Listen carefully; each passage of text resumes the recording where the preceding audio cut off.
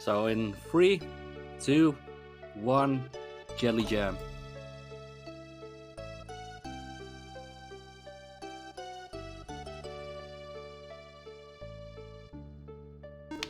Alright, here we go. Welcome to Jelly Jam Round 2. Mitchie, as a competitor from last round, how do you feel watching people go along with the competition this time, rather than having to participate in it yourself? Oh man. Well, first off, I really enjoyed participating. I didn't sign up to actually jump in with all the stress that comes with that. Oh, that was exciting. And I also got to mention, I really like this rule set where every 10 floors, I had a goal to work towards, basically. I really enjoyed that part. That said, I'm so much happier to actually watch now than play, because no practice whatsoever. So yeah, I much rather actually watch now. But man, that was fun. Well, you did darn good. Everyone did darn good, but you did really darn good there. Unfortunately, you didn't get what you needed for the kill, but you still put on a good show. Yeah, I'm just happy. I like that. That's always the goal in these runs or marathons or tournaments or whatever. Just get to the jelly. That's it. That's my only goal, basically. And well, that's what I did. So I can't be unhappy. Well, your goal was good. As far as the goals for our runners, right now they're starting with the challenge of taking their capsule monster to get a kill. In these early floors, what was your strategy when you were doing that? Because I would suggest just using a capsule monster of any real kind and just have them punch a red jelly, because they're just the weakest things you're going to find. Yeah, I actually forgot about that. I already rushed to floor 2, and then I heard... because I was still sort of setting up. Like, the countdown basically started before I was completely ready, so I was like, yeah, a bit distracted, if you would say. But that's fine. But I did it on floor 2. I believe I killed a spider or something, or I don't know what it was. Bat. But yeah, I had yells that just punch one of these monsters early. I was happy you brought Gels. We're seeing a lot of Blaze right now, though. He's got... I don't like Blaze, because Blaze runs away on his own, even without being damaged. So, you know, I don't know, I've always preferred Gels. He's a good boy. We have some interesting blue chest items. A Mirror plate for DekarBRD and an apron shield for Mrs. Mike. Some good stuff already, and there's also a healing spell right now. Also, Squeealer brought Tia and Lexus on his initial run. I suspect he's planning to run into the cave with his team, Providence out as soon as he can, and then jump back in with a full party. So instead of doing a run where he tries to get to the jelly as soon as he can, he's going to try to secure a Providence point early on in case he gets unlucky later on. Yeah, it's basically the reverse of what I did, except that I messed up, but you know, that's besides the point. But yeah, I mean, this is probably the better strategy, to just do it early. And even if you die now, then you only lose a couple of minutes, basically. It's like 10 minutes or whatever. It could be. I don't know what he's going for. He's got an AC party stuff, because he has Decker, Tia, and Lexus in the first group. It's pretty bizarre. Oh. Now, Decker has Lexus, and both of the boys have Lexus. Maybe they're just planning to show off Lexus today. And yeah, maybe. I don't like Lexus. Never have. I don't dislike Lexus, but his equipment... you like everybody else more? Is that the case? What was that? Sorry? Do you like everybody else more? Yeah, except Salon. We've got any percent parties for the Mike, Mrs. Mike team, and we've got Lexus on both parties, subbing in for Guy, and Tia being the quick person. Part of me thinks that Squeealer may be planning to try to take this team all the way, but if he ends up getting unlucky and has to Providence out, maybe in a pinch, he'll find more value in using Providence. That's the only thing I can really think of. Gives him more time for the elusive Gades Blade. Yeah, I saw an Iris Sword for Mike, I believe it was. That's our first Iris percent of this run.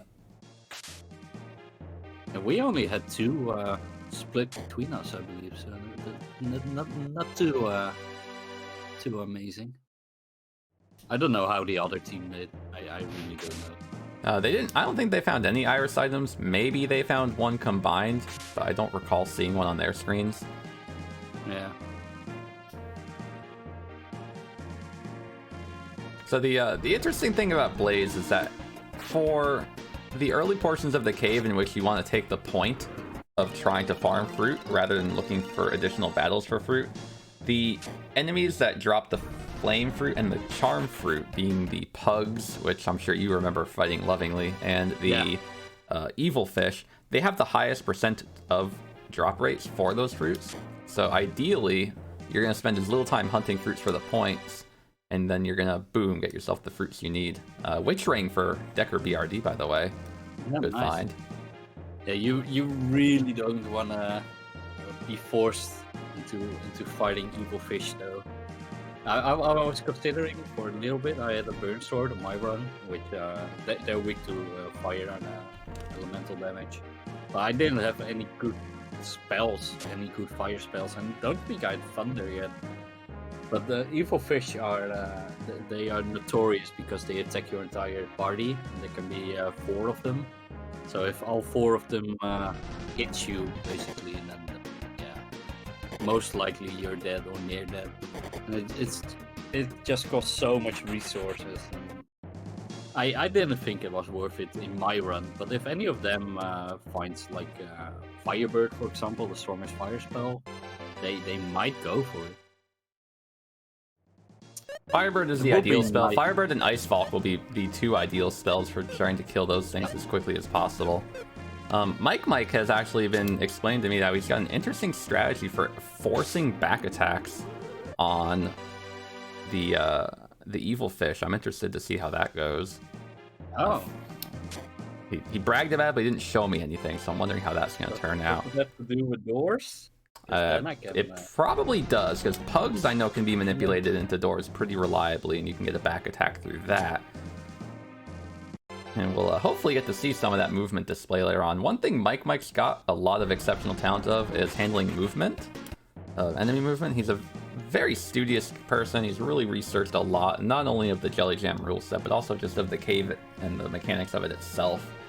So I'm expecting to see a lot out of him. And Mrs. Mike, who's, I believe, playing in the same room as him, should be getting quite a bit of good team support. That's good.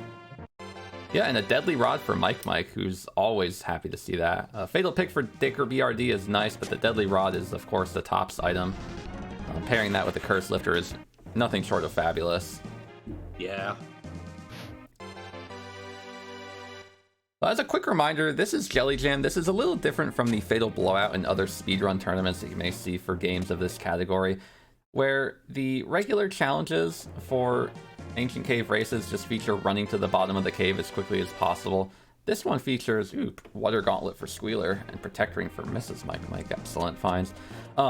This features challenges where not only do you have to handle different setup options based on your party and how you manipulate your party, but also floor challenges where every 10 floors there's a new challenge, whether it be around finding a specific item, killing a specific enemy, or doing some other specific arbitrary task.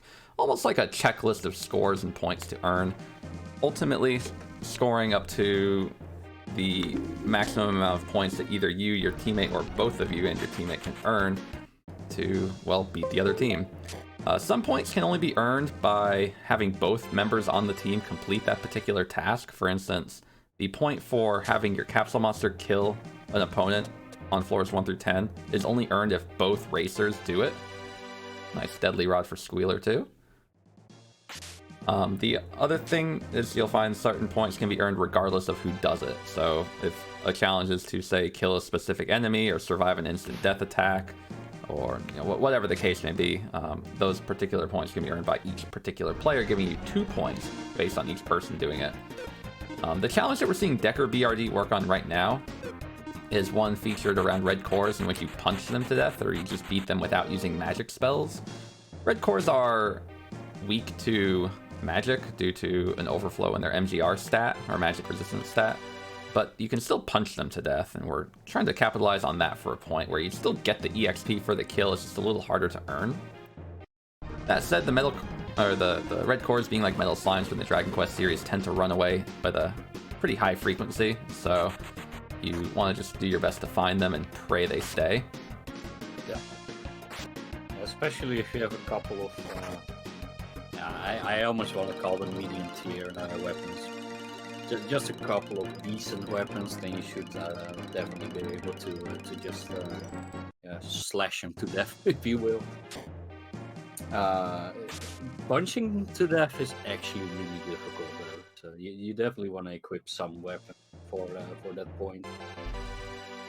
Now, the point can also be earned by using items, and there are certain items that deal damage, like the Fireball, Ice Ball, and 3 tiers of Boomerang. The X Boomer will kill around a whole group of cores just on use because of its built-in power. So that is an item that you can always keep in your back pocket if you're just desperately looking for something in just a regular context of this game, rather than trying to utilize magic spells if you don't have any. So it's just an extra little bit of information to keep in your pocket. I don't think I've ever used that strategy, honestly. I did it one time when I only had Tia and Dekar alive, and there were 4 cores, and I just wanted to make sure I got a kill, so I had Dekar use the X Boomer, and it killed, I think it was 3 of them in the group. So we're seeing a lot of blue chest pickups this time around. We've seen some accessories like the Gorgon rock, the water jewel. The rocks that you find in the blue chests tend not to be too powerful. They'll offer some stat incentives here and there. There are the 2 big ones, which are the silver eye and the twist jewel, as well as the black eye, which all give agility, which is probably the most important stat that this particular run offers. There's the black eye, the twist jewel, and the silver eye, which are the big 3, and then there's some others like the gold eye and the gloom jewel, which, whereas they give decent stats all around, they offer a pretty effective IP ability in that they'll either wipe all the enemies on the screen or just deal a huge amount of damage. So you're keeping an eye on for those 5 in particular. Other pickups you saw, Mrs. Mike got an air whip, and that's unfortunately useless for her party setup because that's for Tia or Salon only. Yeah, that's a real shame because it's not a terrible weapon either. It has its uses. For example, fighting Hidoras or something. It definitely has its use. A lot of magic on Mrs. Mike's plate. She has Strong and Thunder, which are 2 very effective spells. Strong being the tier 1 heal. It's the most affordable, and it heals pretty respectably. And Thunder being the most powerful spell that Maxim has access to, and the second most powerful that DekarBRD has. Their sustainability is looking good, so if they have to take on some challenging opponents, it looks like they'll be able to recover.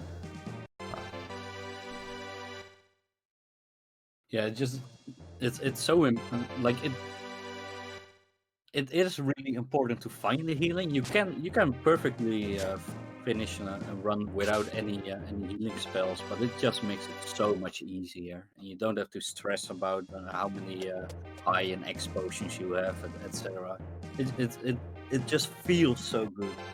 It's for me personally, it's a mental thing rather than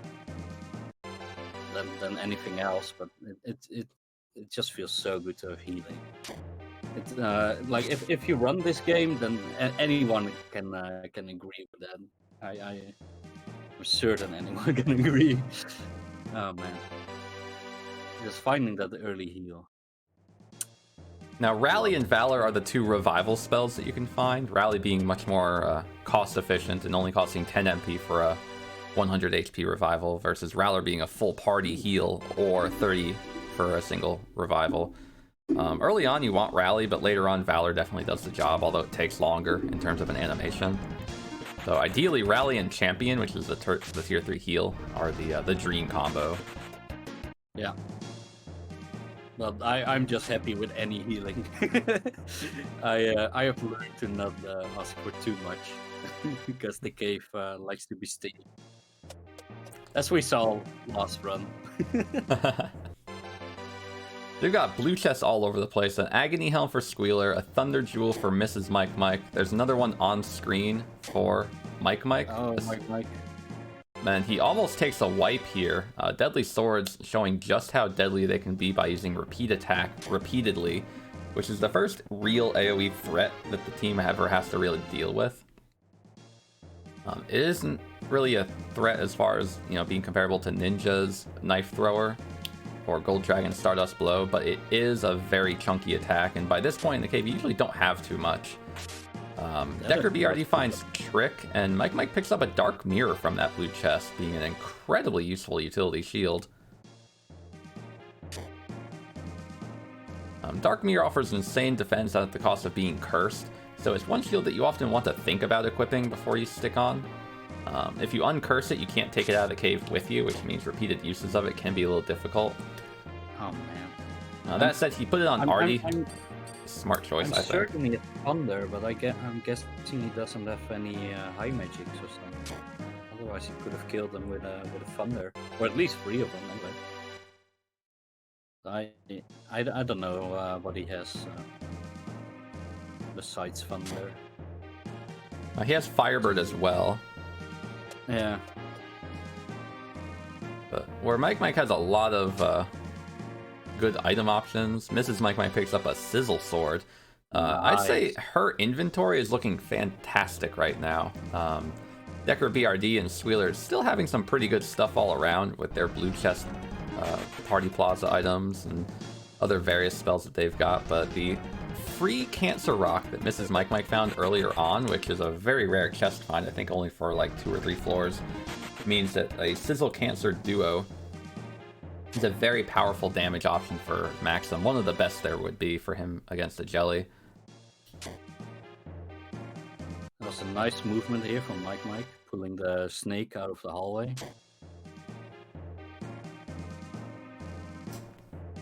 Ah, nice. Yeah. Not difficult to do, but I think I would have just taken him head on, and this is definitely a better option. So depending on what our people find for revival spells, DekarBRD just picked up an Iron Plate, and the IP ability for that gives a revival ability, which basically consumes around 60% IP to revive one person. In a pinch, Dekar and Guy can use it, and it really does offer just an emergency recovery if you don't have good items or revival spells. But that said, the challenges that are coming up for the points for Mike Mike, for Mrs. Mike Mike soon, and for DekarBRD right now involve floor 21 to 30, in which you have to try to kill specific enemies to earn a fruit from a battle. Floors 21 and 22 give the Sand Gorums and Green Clay enemies, which you see, you'll see momentarily, possibly on DekarBRD's stream if he goes to fight them. Yeah. They're kind of scary in that the Sand Gorums have an AoE called Sandstorm, which, I mean, I love Darude as much as the next guy, but the attack itself really hurts. But the Green Clays are not too scary. The drop rates for them are just not very high, though. 5% for the Green Clays and 10% for the Sandies. Strategic use of the Ice Ball there to deal some strong damage to the Sand Gorum. It's pretty rare to see the Ice Ball and Fireball items utilized in any sort of extensive way, so that was a pretty darn good application. That's a little bit of lag on Dekar's side is not very good. Yeah. These Ice Balls or Fireballs, they lose their value past, like, I don't know, floor 10, really. And only very rarely has a use after that. But there are also other balls, like a Sleep Ball or Terror Ball and Smoke Ball, etc., and a couple more. They are especially good near the end of the cave. Especially the Smoke Ball. If you use that with Artie, and Artie outspeeds all the monsters, then it's basically a free escape, if you will. So that's for example on dragons, it's a very commonly used strategy. But also sleep balls puts enemies to sleep. there's a freeze ball that for one of the points, it would be nice to find it. I didn't find it in my run, sadly. One of the points is to put a Sphinx in paralysis, if I'm not mistaken. That's right. Yeah, and well, you can only really use a freeze ball for that. There are a couple. You can also poison a Sphinx. Well, I don't even know how to do that. Other than Darby, and silence is with deflect. But yeah, finding a specific spell was it's just pure luck anyway. Speaking of luck, we have Mike going for a flame fruit drop, and that can be a little scary by fighting pugs, but he's handling it strategically. He doesn't have very many options to fight them to show off any of his cool tricks that he's been bragging about, but he does want that drop. Now pugs and evil fish drop their fruit at 15% each, so they're going to be appearing in the latter half of the 20 range, and he's probably going to be fighting them if he wants any hope in terms of scoring anything big there. DekarBRD, I guess during his lag, picked up a DekarBLD. I did not see that one happen. As well as a deadly rod, which he has just found. Yeah, I don't know how many pugs I killed in my run. It must have been like 10 or 11 or something, but I didn't get a flame fruit drop. You tried too. You sure well tried. I tried. I really tried. I'm still salty. Not really. Ooh, they're the bees. I hate bees. So to see what Mike is doing here, it's a little tough to tell, but what he did is he forced the pug to run into a door. Pugs you normally can't get a back attack on because they just zip around all over the place. Nice ruse armor for Squeealer's Tia. Nice. That said, when he ran into the pug, he forced it to move downward into the door, and when a pug or an enemy that only dashes forward runs into a door, it won't change direction unless you run into it from the bottom, forcing a back attack on the pug. Pretty effective strategy. I'm glad to see it. It's not something you see done often because it just takes a lot of time, but when you're able to do that, it does give you a nice safe cushion of EXP. And if you had, say, low EXP, low levels, but Ice Falk in your pocket, it'd be a very safe way to get EXP at this point in the cave. Yeah, and usually you really don't want monsters blocking your door, so that is another reason why usually you don't see that strat. But that strat is nice. I really enjoyed it. They'll probably do it again here in just a moment. He's chopping that bush to make sure it can run all the way to the door, and he's going to force it to go down in just a moment. If he can get his timing correct, that is. Meanwhile, back to Squeealer. He has a new blue chest with a C ring in it. That's a pretty good accessory. It gives him the ring point, which is excellent, although he already had it. And the C ring itself gives agility, which is also very important. Any accessory that gives agility at all is going to be a big deal, and only I think 2 rings even give agility, or to any capacity. There's the ice ring and the C ring. There's also the rocket ring and the speedy ring. The speedy ring's not very much, and the rocket ring is just very unlikely to ever appear. Rocket ring or sonic ring? I can't remember which. Rocket ring is in the story, I think. Sonic ring is definitely in a cave. It's not, okay, that's what I was thinking of. I don't remember ever seeing a rocket ring. in a cave, anyway. That's right. Devin, chat's helping me out with that too. Thank you, chat. Yeah. His Tia is looking very stacked with all of that equipment. The water gauntlet and the ruse armor are incredibly chunky he got a for flame Tia. fruit. Ah, yes, Mike earns it with the strategic play. So now he can use that flame fruit to devolve a fully filled M-form Blaze back to his 4th form. Now, in order to get him there, he still needs a charm fruit, which comes from evil fish. They're weak to fire, and he has Firebird, so he'll be in luck there. He just needs to hope he finds some and can strategically attack them. They appear from floors 27 through 29. They're not something you ever want to mess with, but RD at least can usually outspeed them, so he should be able to make his way through them without too much difficulty. Mrs. Mike got that point as well. I completely missed which fruit she got then. That's nice. So they both got that point. Squeealer playing it safe with bees. Yes, Sinister, that's a good call. Bees are an enemy that move in a very unpredictable fashion. Some enemies appear to have random movement, but it's random only to an extent.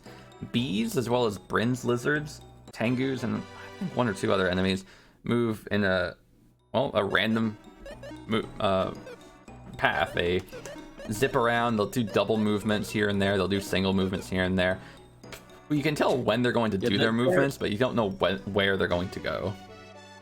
Yeah, exactly. Yeah, you can actually somewhat manipulate them because they basically move in a 0, 1, 2, 1, 0 pattern, with a 1 and 2 being the amount of steps that they take. But yeah, you don't know which way they're going to go. But if you can like hide behind a bush or in a door or something, you can get them to move, yeah, a different path than you want them to go. Then you shouldn't run into them. But, speaking of running into, Dekar runs into lions, and Mrs. Mike is about to run into a forced blue mimic fight where they're adjacent to the stairs. That's not good. Now, funnily enough, if she does fight them and dies, she does get to continue. She just loses all of her stuff and all of her levels that she's earned. So she's considering, you can see she put on the deadly sword, she's considering if she does need to kill, maybe it's only going to be 1 or only 2, it could be a point worth going for. It is only 1 in this case, so it looks like she'll probably just try to beat her way through. This is, Mitchie, this looks familiar by any chance? No, not at all. What are you talking about? Yeah, I didn't get frenzied by that one.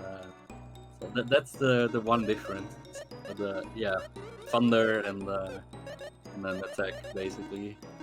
That was also my strat. Yeah, and mine was in front of a door, which is a little bit more scary than next to a stairs. But yeah, I'm glad she got past because blue mimics aren't fun.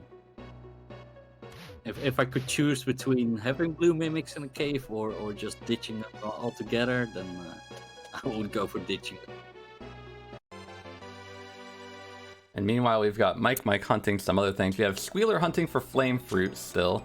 Mike is using Firebird to kill crabs, though. And these crabs drop the Cancer Rock. The drill shells also drop the Confuse Ball at a higher rate. The Cancer Rock that we get from Garbos comes at a higher rate and gives a lot more EXP per kill, and they're not that much more difficult to kill, so they're typically the things that get fought. Meanwhile, they are still a little bit of EXP, and it is a drop for that safety, so hunting them is never a bad thing, especially in a marathon setting, but it is something to go for. Meanwhile, DekarBRD dancing with evil fish. This is going to be a little bit scary. But fortunately, Blaze is here to back them up because they're weak to fire, which they happen to have with Blaze in the pocket. He doesn't have any offensive spells, and it looks like his deadlies are definitely missing. So we're seeing what 8-legger does. This is their standard attack, and you can see just how deadly it is. I think he could tank them and just kill them now. Yeah, he should be able to do that. Oh, unless they do Octo Ink. Okay, but missed. That's good. And so he's desperate for that fruit, and he should be able to survive these guys as long as he doesn't get himself affected by Octo Ink here. This is a massive step back, though. Like losing 3 miracles or regains or whatever. That is really, really painful. And he didn't even get the charm fruit out of it, which is unfortunate. So he only has 1 miracle. His party's not looking so hot. And this is reminiscent of what Kalieris had earlier on. Oh boy. And DekarBRD has a forced blue mimic to plow through. Now this could be around, so he has to fight it. This could be the Mrs. Mike situation where he does have to fight his way through. He's gonna look for a different path. I don't blame him. You always want to look for a different path. Yeah.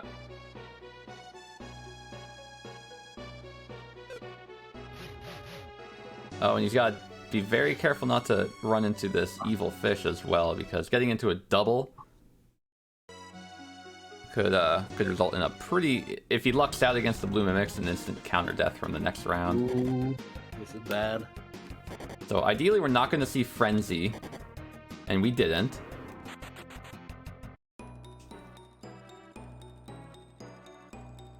And he dances out of that successfully and finds a miracle for his effort. Also somewhat lucky that the lion didn't come down. Yep, the lion could have come over. Now, larger enemies like that have their movement determining tile based on their left side. So he could have done a little bit to try to make sure that it wouldn't run into him. That's why it was facing the wall. It may have been trying to go right and just couldn't any longer. But is again something he didn't need to worry about there. Meanwhile, Mike and DekarBRD now in the 30s range. They are preparing for the next floor challenge. In this case, they need to survive an instant death attack from an enemy, and there are a handful of enemies that do this. Immediately, there's the Jurahans, which are the... You'll see them pretty soon. They're just running around, suits of pink armor. They appear until floors 32. And there's also Dark Skulls, which are teleporting blue skulls that also have a perish. Their attack is the least accurate of the instant kills in this range at only 25%, while the Jurahans have a rare chance to use their ability and a 60% chance of success on it. If they don't find any of these to use against them, there's one for DekarBRD. Then they're going to hunt for blue cores like Mrs. Mike and Mike are both doing in the 32, 33, and 34 range to capitalize on the EXP, give themselves some extra bulk, and then towards the end of the 30s, work on Assassins and Shadows for their instant death attacks. Yeah, this is a bit of a rough spot for Dekar, because Dekar only has one more miracle in his inventory, if I'm not mistaken. And he really doesn't have anything else. He doesn't have a tier 3 spell, that I recall. So he really can't kill anything with just two... Okay, he had 2 miracles. Still, he really can't kill anything. Yep, the problem is that he can kill stuff, but if stuff hits him along the way, recovering from that's going to be very difficult for him. Yeah. And yeah, if you like a lot of these instant death monsters, the Jurahan and the Dark Skull, they are both undeath if I'm not mistaken. So Artie has some deadly rot equipped right now, so he can't even kill them with Artie. So yeah, I would think hope you don't run into an assassin, because that's never fun. And then yeah, hope you find the shadow and go kill that shadow, because the shadows aren't undead actually, though right. You might think they. And their Vile Laughter ability only has a 25% chance of success too, so that's a great one to not die from or survive from. But yeah, you're already skipping 3 out of 4 options, and then yeah, hoping that you find a shadow. That's a bit dicey. Speaking of dicey, he narrowly avoids combat with a Lunar Bear, while his partner Squeealer dances with blue cores, finding 3 blue cores for the most Bober time of experience. I'm sure he's happy to see.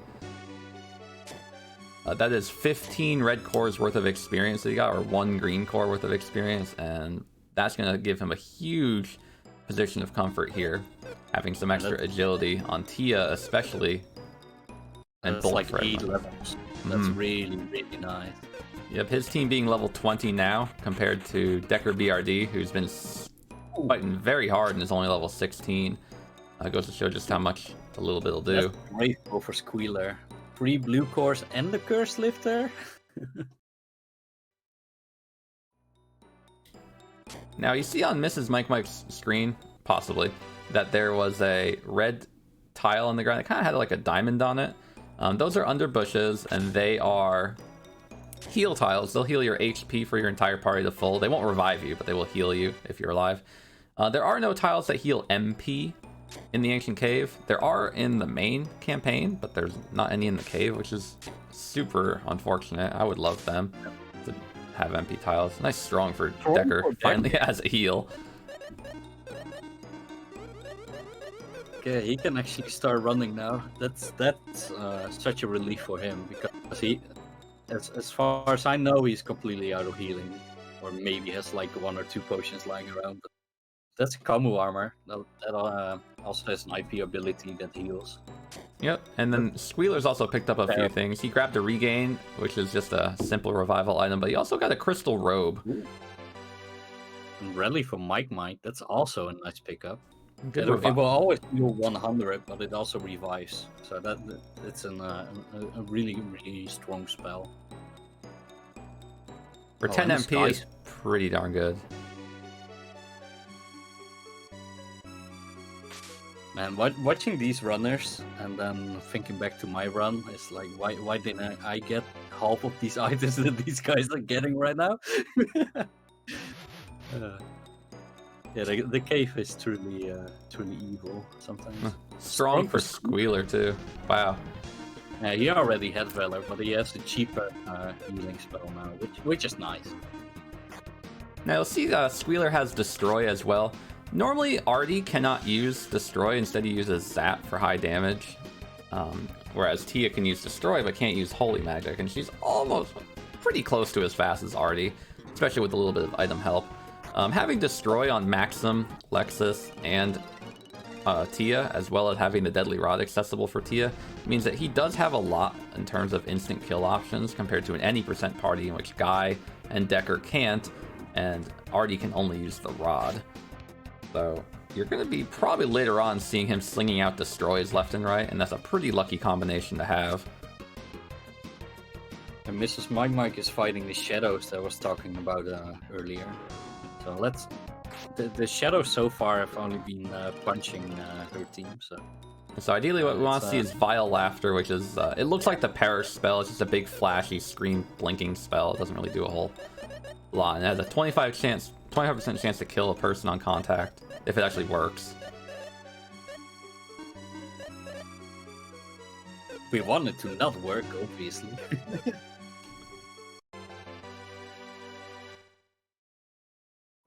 But so far they're not really participating, not helping. Well, maybe Mike will get a little bit of luck here from the Assassins. They have an ability called Guillotine, which has a 60% chance to kill. I'm sorry, Terminal Blow, which has an 80% chance to kill. They're very, very fast. There we go. So we just saw Guy in between the lag spikes there. We just saw Guy survive a Vile Laughter, so she gets the point for the death survival. And then we see Garbos. Nice. Garbos on everybody else's screen shows that even 30 minutes in, pretty much everybody is right on pace with each other. Mrs. Mike only being a couple of floors ahead of everybody else. Yeah, and they are good on schedule as well. This was sort of where I wanted to be at 38 minutes in. So I would be happy if I were running right now at one of these floors. I usually aim for 1 minute per floor. So when I reach 440, I want to be in the 40-minute range, and then I have like 20 minutes spare for the last floors or whatever objective I still want to get. So yeah, they're good on pace. And especially considering what most of them have right now, I think they all have healing at this point, and they all got a couple of decent weapons, spells, and stuff. They're looking fine. Dekar will be happy if he found 1 or 2 stronger spells, but other than that, they're looking really good. Now, as far as points go, you'll see that both the teams are pretty low on their point totals right now. Because of what they have, it's very difficult for everyone to do the things that require earning a point at this stage of the cave, because these challenges are a little bit more luck-based, such as finding cores for your team to even punch to death or finding fruits. The later floor challenges do tend to be more skill-oriented, where you don't need quite as much luck. You've had more time to open chests, and they're just more combat-oriented, like killing this enemy, killing that enemy, killing a group of these enemies. So you'll see the points shooting up as our competitors get a little bit deeper into the cave, regardless of what they have, because the challenges become a little bit more universal.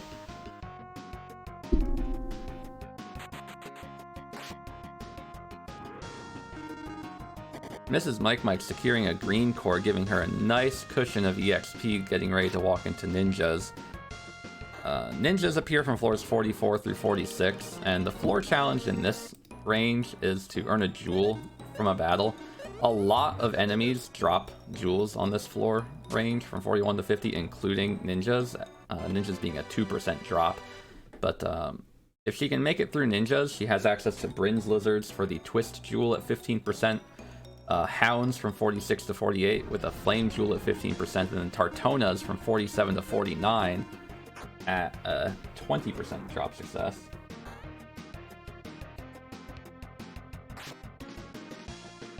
Ooh, that's a bad room for Squeealer. He is he's trying to puzzle his way out of this one, but he walked into these, I don't know what they're called, gargoyles or something, and they hurt. And they get to attack twice, and they're actually pretty fast. They got all their attacks in before the Squeealer managed to run away. But he did, at least for now, look up the ninjas. Are they ninjas? I don't know. There might be assassins. I think they're ninjas at this point.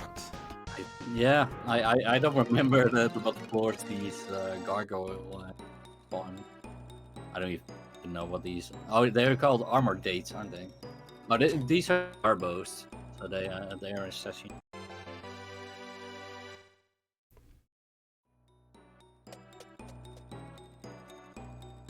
But this is why I love watching Squeealer stream.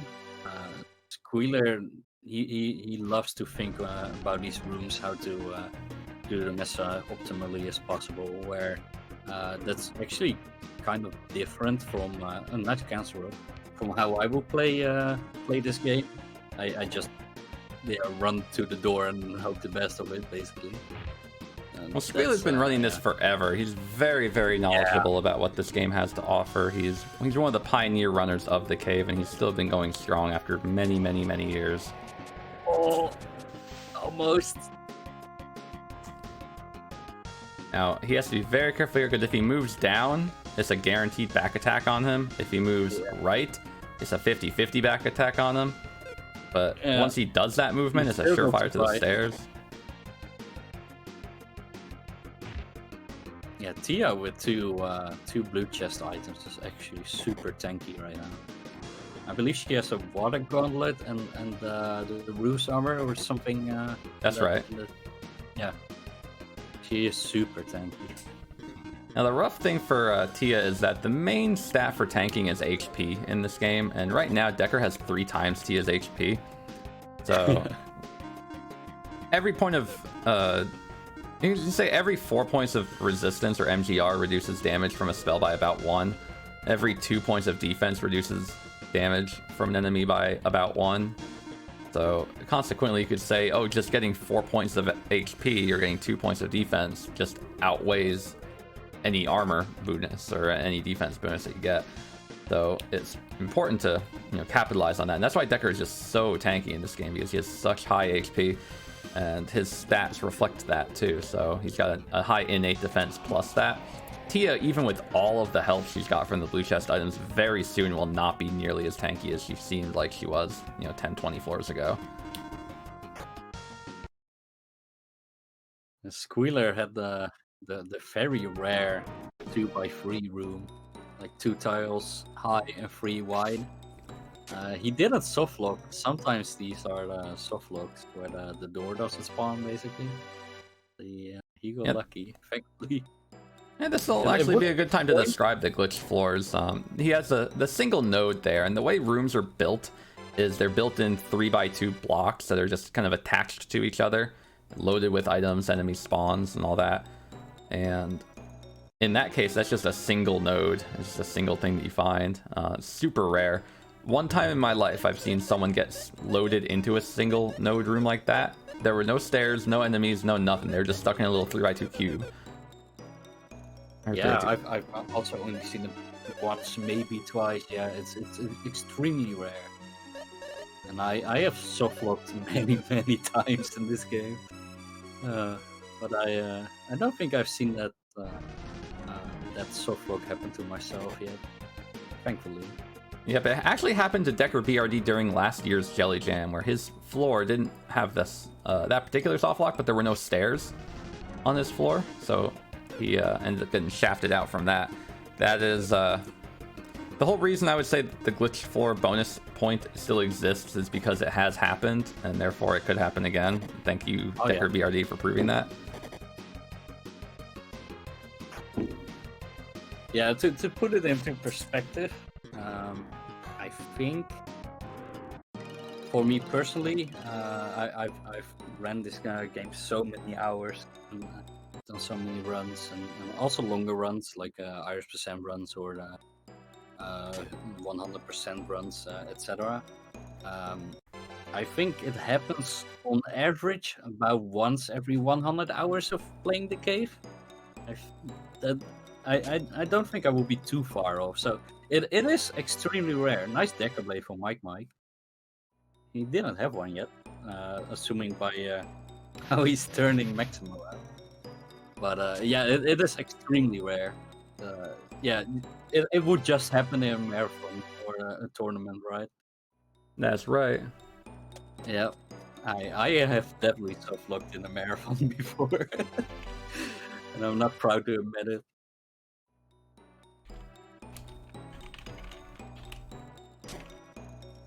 I don't know what Mike is doing. He seems completely beside himself, just marveling at that Decker Blade right there.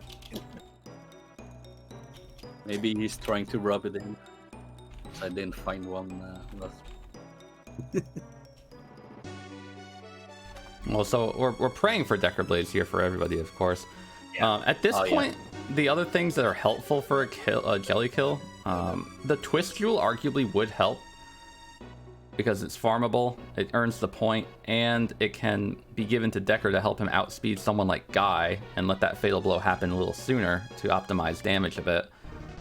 At this point, though, until floor 50 or 51, there really isn't a lot to worry about trying to get that you don't already have access to. There's some chunky weapons that you can get, like the silver sword, the red saber, those things, but the big important stuff comes from the interesting movement by Mike. Sorry, I had to pause there for a moment to react to that. Yeah, I was looking at that as well. that was funny.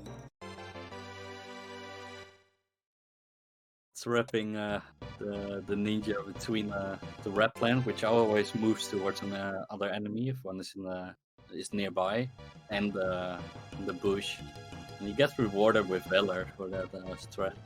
It was nice. And a Decker Blade for DekarBRD. Fitting, isn't it? Yep. An engage ring for Mike. Are we ever gonna talk about that? Mike is probably Salon's biggest fan in terms of bringing her into the cave, and in 100% runs, Salon is a very good character to bring. It's just in the context of a general any percent run or even a marathon where it's questionable. And another one for Squeealer, sure. And the Iris helmet for Mrs. Mike. So they have 2 or 3 Iris treasures so far. That's nice. Yep, Irises are just little extra goodies. Yeah. Now DekarBRD finding that Decker Blade is nice, but I guarantee there are other things that he wishes he had. In particular, more miracles, more revival items. You'll see he's feeding Blaze now. Why is he feeding Blaze now of all times? It's because he picked up that Berserk Blade and he doesn't want to have to deal with it. It'll auto-equip itself to Decker and that'll just crush a run. And what he did there was he tried to slap a few items on that wouldn't get affected by the optimization of feeding a Berserk Blade first and then get discredited for feeding your pet later on. So it would have been a decent time to spend another minute or two feeding up Blaze, but it's not really necessary. As long as he got rid of that Berserk Blade, then it's good. Yeah, I don't I don't think I would feed any capsule yet, because you can still get fruits later on and possibly switch to them. I doubt any of them are gonna do that. Well, the notable one in this case would be Flash, and that's because the black dragons and white dragons drop their fruit at a pretty high rate. Yeah, you don't wanna do the white dragons because A, they're extremely dangerous, and B, they don't want to switch to Darby anyway, because they would lose. Right, they'd lose all the progress of what they would have fed up to that point. That said, Flash M is pretty good, and he does offer some options at the jelly compared to, you know, going back to Darby and losing a point if need be. Yeah. Oh, that's a ninja. And Dekar is just having a rough go right now. He doesn't have the sustainability that he needs. He's got some healing spells, but he doesn't have the revival that he needs to get a full party up. He missed the opportunity to get a guaranteed side attack on the ninja, and he also doesn't have the levels, and it's looking rough for him. Oh, that's a knife thrower. Yeah, you can just see how much damage it does because he's so on the level right now. Already just lived through that. Well, he does have a couple of choices here. He could try to burst his way through with another bomb attack. It's going to take a lot for Artie to survive here, and unfortunately it didn't happen.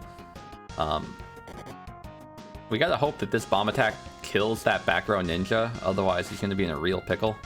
And he does get it, so at least he does secure himself out of this fight to live another day. He did have that one miracle which he was saving for Artie instead of using it on Lexus earlier, and that was pretty smart because Lexus probably would have just died anyway there. Yeah. Yeah, like I said, Artie or the Lexus just doesn't have the tankiness or the equipment pool to survive these ninjas. Meanwhile, Squeealer's ninjas are not quite as threatening, but still pretty threatening. He pre-casted Valor with 2 people and used a freeze ball to try to paralyze one of the ninjas. He's really scared of them, and with good cause. If either Tia or Lexus had died, he did have a backup character that could heal. Yeah, I don't blame him for taking it slow and safe. I do not blame him whatsoever. It does take a lot of MP, 30 MP per cast, which is huge, especially at this point if you don't have a lot of high magics, miracles, or X magics to recover with. But given that when you cast a spell that targets your whole party, if there is a dead person, there's a small chance to revive them with that revival spell, Valor in particular. Rally would work too. And the massive HP recovery, it's everything you could hope for in terms of just helping bump your survival chances, and playing it super safe here could really make a difference.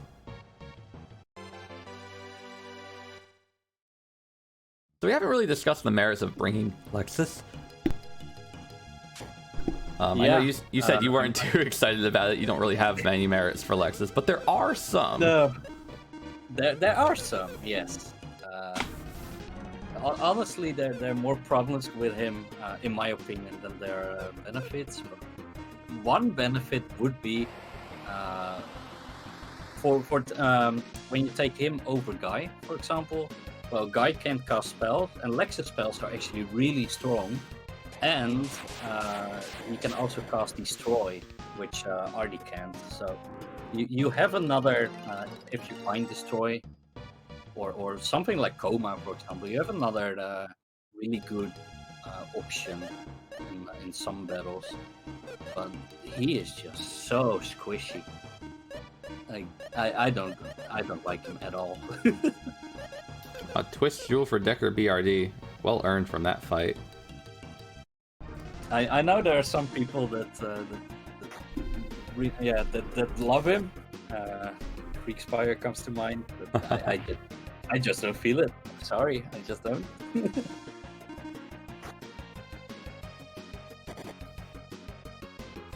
We've got some interesting things here with more ninjas and more complicated setups. That said, though, Lexus's setup does give him so he's got the highest magical damaging capabilities out of the characters, spell for spell, although he doesn't have access to Zap, which is the best spell in general in terms of dealing damage. And he doesn't have access to holy magic, whereas Artie doesn't have access to instant death magic.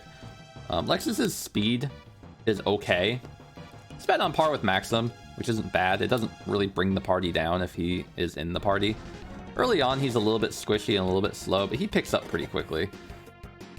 Early on, also, he has access to tools, which are very effective.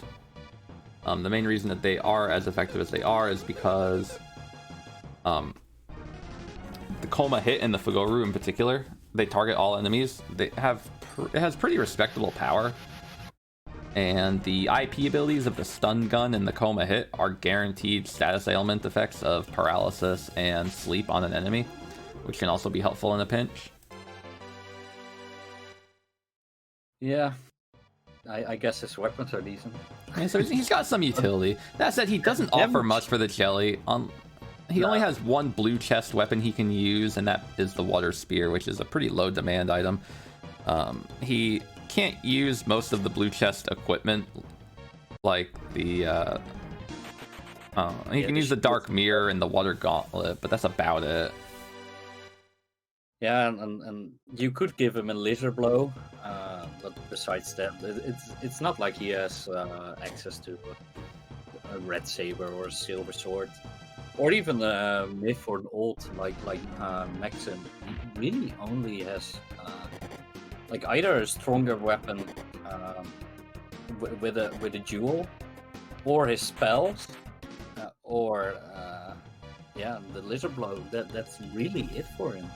Yep, so ideally you give him a Water Spear with a Hydora Rock and then have him back row cast spells for 2 turns and use a big Hydora Water Spear on turn 3. So that way you're getting value out of his back row. Farming for Hydora, and I don't like farming for Hydoras. Yeah. If I don't have... I mean, Hydoras are scary, and they hurt. His Ice Falk will definitely do a lot of damage to the Hydoras, and I don't think you can kill 2 Hydoras with 1 Ice Falk, but no, you can't. Definitely, it like 1 Ice Falk on 1 Hydora that kills it. Oh, we're seeing some sirens here. Oh. Yep. So as a reminder, the incentive floor for floors 51 through 60 is to have 3 or more of your party members afflicted with a status ailment in a single battle. These sirens are the go-to enemy for it. Sirens can apply confusion. They can apply sleep. My mark is there. Oh no. Unfortunately, when you have all these status ailments applied to you, it does make survival tricky, especially confusion. If you have a Deadly Rod user affected with a wow, nice. Oh yeah, that was a significant spook. Oh man, I don't like sirens. If you like to get, you know, just walk away and take a shower and get yourself a cup of tea or whatever, fight these enemies, because they will just stun lock you and then laugh at you, stun lock you some more, and there's nothing you can do about it until you either wake up, your team kills themselves, or the monster with them will kill you, and there's just nothing you can do. Now, one thing you might be asking is, how is he able to run away, though? Because his entire party was asleep when the runaway actually happened, and 2 people were also confused and asleep, which... Yep. Gahaha! Gatey's Blade for DekarBRD. Sorry, that's worth interrupting for. Yep. No, he already queued it up before he got all the status effects on him, so the game still let him run away. Yep. Which good planning on his part. It's the way the runaway mechanics work is if you queue up a flee command, then it will trigger as long as you have a party member alive at the end of all actions that would go before the flee happens. Additionally, when dealing with running away, the fastest and the slowest non-dead or non-paralyzed party members count towards the runaway. So you could have, say, only RD alive, and therefore he's not dragged down or slowed down by the rest of the party. But if RD and Dekar are alive, then their agility is sort of averaged, and then compared against each enemy's agility to determine if a runaway check would happen. Oh man, more sirens. I am so terrified of sirens. You guys have no idea. Curse Lifter for DekarBRD too. He is swimming in the items now. He may not have the best stuff for survival, and that could be a big deal, especially in about 10 to 15 floors from now. But having a DekarBRD and a Gades Blade would, under normal circumstances, pretty much guarantee a kill. Now, one thing to remember though is that the party setup that DekarBRD brought does not include Guy, meaning that he probably isn't actually going to be able to use the DekarBRD and the Gades Blade as a combo, unless he providences out and really hoofs it back in with Guy in the party. So of course he finds it and can't really utilize it, but if he does find, say, a Myth Blade and an uncursable Deadly Rod, it may be worth giving Dekar the Gades Blade and Lexus some other 3x option. Mike looking bad. Sorry for interrupting. Oh no, it's fine. She earned a point, that's for sure. Maxim got nailed by Artie, and they're all confused. So they decide to turn on each other, like Dekar just did on Artie. Yeah, this is a loop right now. Unless one of them wakes up and then doesn't get confused again or whatever. This is rough. This is if anyone wants to give Real Critical a shout out in chat, this is something that happened to him not too recently, but he's it's notorious to bring this point up. Oh, maybe. Come on, Guy, you can do it. Nope. Oh, escaped. Nice. I couldn't tell. She had a flea put in because of the lag. The lag made it so much scarier. She has 7 regains though. She isn't too bad on the healing. Not at all. Squeealer going for the vampires because he really wants these jewel drops. Okay, Mrs. Mike is on the stairs, but these sirens, they are just camping the stairs. She's not allowed to go anywhere near them.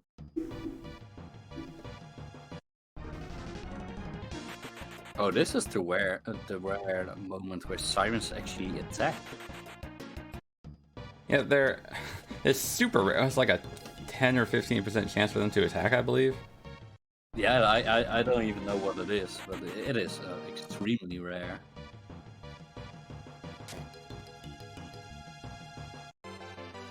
Now, one other thing to bring up is that we're seeing everybody in the early 60s range here. Mrs. Mike being a little bit behind there at floor 55. Oh, sorry, and Squeealer's at 51. From 51 to 60, it's not super scary, but you would, in a marathon, spend a lot of time here hunting for Hydoras to get a Hydora drop. Those are from floors 53 to 55 and 58 to 60. So there's a lot of combat that will happen in these floors for marathon safety. Additionally, the floor challenge of dealing with sirens, if you deal with that, as you've seen, can add a substantial amount of time to your challenge, just because you're stuck dealing with, well, everything that comes from... Or you just coma yourself, like I did.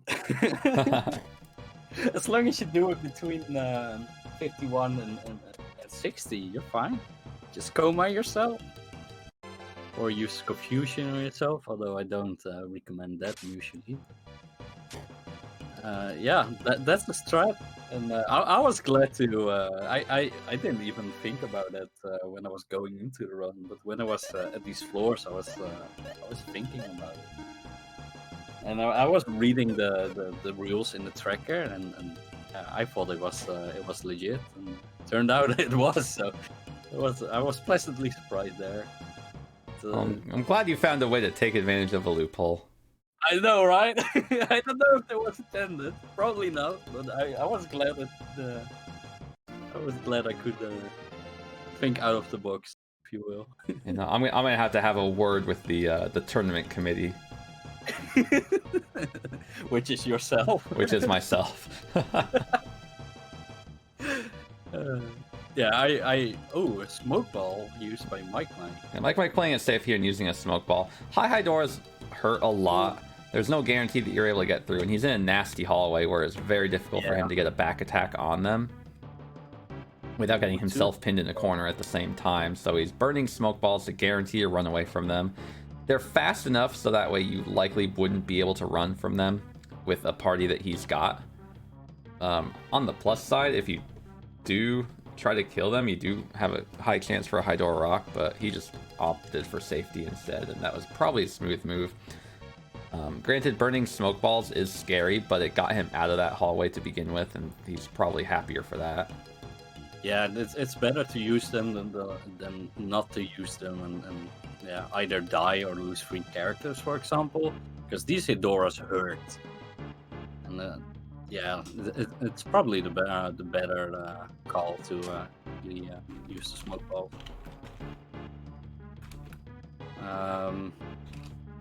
I believe it was Dekar that had the freeze ball, so he should be able to freeze on the Sphinx when they come up, if they come up. Now, they've also got Lexus with them, which gives them, if they have a stun gun, the option to use the stun gun IP for paralysis. Yeah. I don't know if he has one. I mean, it's usually not one of the items I keep track of. Yeah, it's one of the unusual reasons to bring somebody like Lexus is for something like this, just to secure an extra point. And again, Lexus isn't the most awful character. None of the characters really are terrible in the context of the cave. They all have uses. It's just defeating the jelly is the end objective, and Guy tends to be the best at being able to find something and then deal a lot of damage with it without taking too much time to do it. Yeah, just having access to the Gades blade and the myth blade and the old sword. And even a really good laser blow, or just give him a normal weapon like a halberd or something with a cancel sword. Even then, he would still deal decent enough damage. So Guy is really the usual pick, if you will, and he's tanky. He's tanky, which is a big deal. When you're going fast and you're exploring the cave and you're not used to what things are and your movement isn't super expert level, top tier, proficient, and you're still feeling out enemies, it's nice to have 2 tanks with you rather than just one, because it gives you a little bit more flexibility to take a hit. So when you're learning the cave especially, Guy is definitely a good person to bring versus, say, Tia, who you kind of need to know a lot more about enemy movement to protect her from those battles where she would get killed by things in one hit. And Salon, who just takes a while to kind of start up and get moving, even though by about level 35 her growths really kick in. Until then, she's pretty difficult to work with. Yeah, unless you're playing like 100%, you're usually not even going to hit 30 plus honestly, but 35 definitely won't. So Nice old sword for Mrs. Mike, by the way. Nice. So Solanas is rough, if you ask me. And then Lexus has the problems that the girls have in terms of durability, especially late cave. He has a bit more HP, which does matter, but he doesn't have access to as much of the armor options, which means you're just not as likely to get something good for him. Mike is fighting white dragons, and I don't know if he did enough damage to. Well, he definitely didn't touch one of those dragons. But I don't know if he did enough damage to the. I think he did enough damage to one to force it, so that way he'd only take at most 1 cold stream right here, or 1 ice vault. I think the other one's gonna heal. I hope. I honestly don't know. Oh wow, no, he didn't. Ooh. Well, he got lucky. Cold Stream is far more dangerous than Ice Valk, and he didn't get Cold Streamed, so he definitely lucked out. His Blind Elf isn't helping very much, and the stronger IP isn't doing much. There are options that you can kill things quickly with. He showed just how useful the Flying Blow is. Its IP targets all enemies and deals effective damage if they're weak to flying type weaponry, which the Flying Blow definitely does that kind of damage. There are things that you can use, such as Firebird, to deal a lot of damage to them. Yep. Deadlies, of course. The IP from the Crazy Blade sword, which is usable by everybody except Guy and Dekar, is very useful, because it only has a single target, but it deals bonus damage to flying and always knocks them. That Holy Fruit's gonna be a big deal if he decides to swap to Flash. Yeah, honestly, I would. maybe only at like 98. It's not going to help unless he gets a dark fruit, and yeah, that back attack is unfortunate. Oh, that's rough. And they split the damage between all the characters as well. Now, if one of those leeches uses Black Thunder or Ice Vault, Yeah, there you right go. there. Then Yeah, I think Decker dies. I think this is a game over for DekarBRD. That is unfortunate.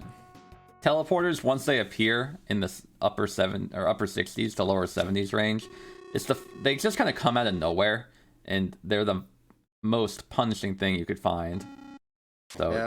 Taking a hit this far in, 70 minutes into the run, is really unfortunate for Decker. So he could still go in this case, we have our first death. Now, he's still got time for plenty of point farming. Yeah, he can still find the ring within the first 9 floors. He could use Providence and change his entire party. So he still has a couple of options.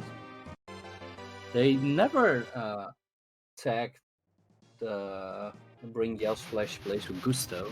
I don't know. I don't remember recalling seeing any Darby Zeppi or... Surprise Sky Sword for Decker. That'll help him catch up a little bit in combat. Now, as a reminder, if you die in the cave, you lose all of your blue chest inventory that you haven't Providence out to take with you, as well as your Iris items.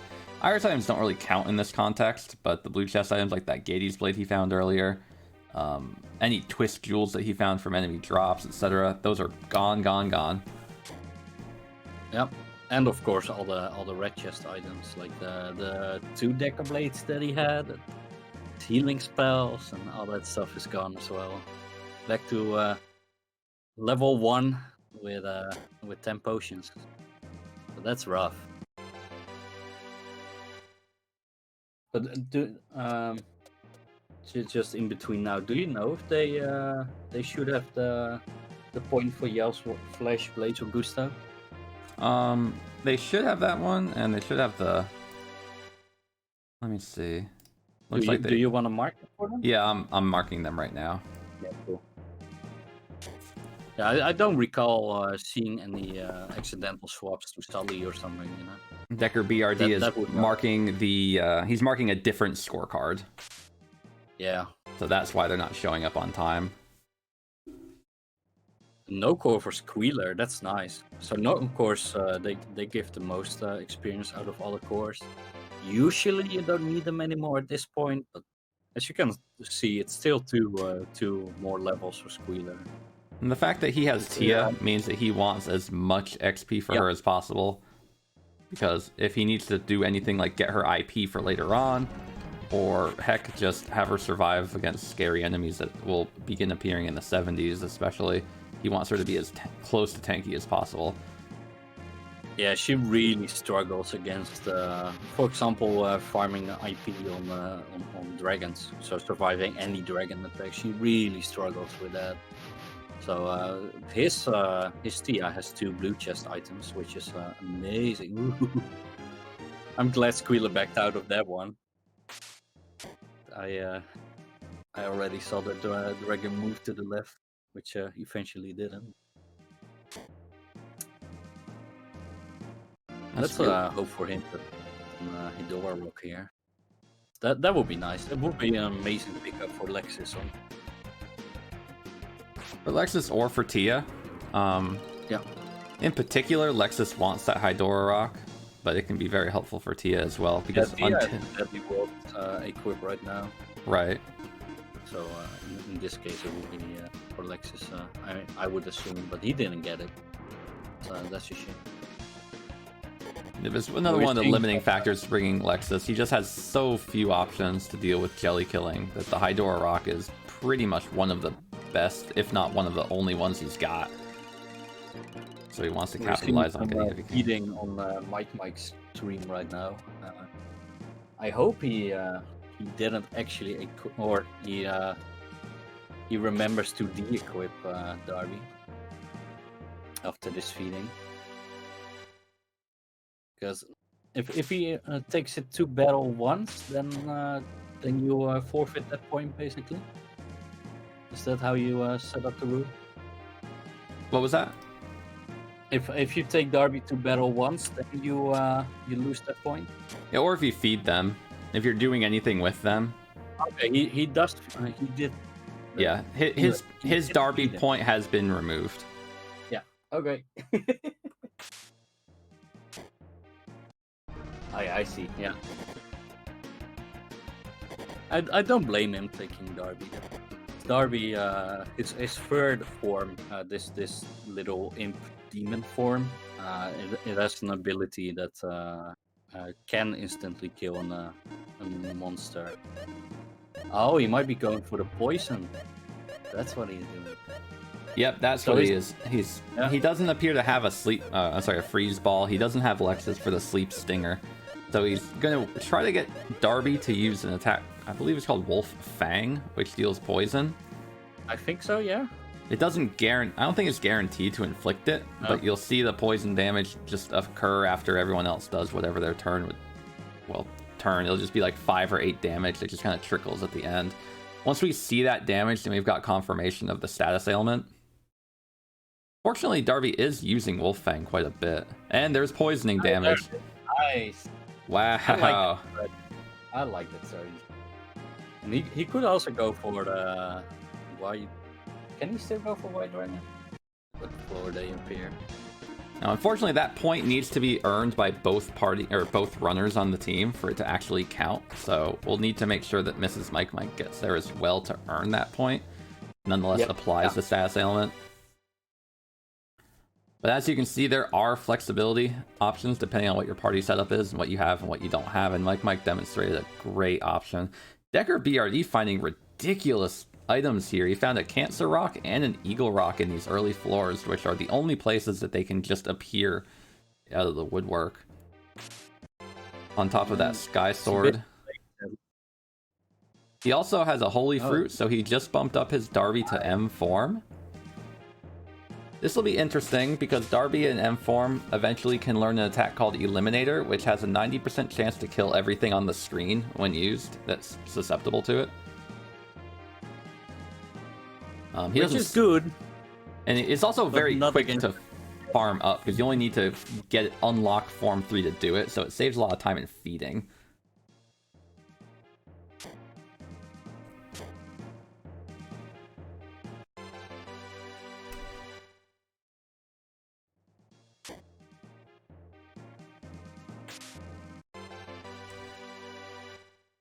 Now to get Mrs. Mike also feeding Darby. I like that. I like the switch there. It's a strategy for this point. I guess she doesn't have a freeze ball or something, because otherwise she would probably use. I see an ice ball and probably nothing else. And if she doesn't have Lexus to guarantee a status ailment, her options really are limited. The freeze ball is really the easiest choice that you have for earning the point. And the other choices you got really are just pretty much limited to Darby, the stun gun, or one of the very few options that involve adding silence. Zeppi Form M has access to a silencing option, and getting it there is just so difficult.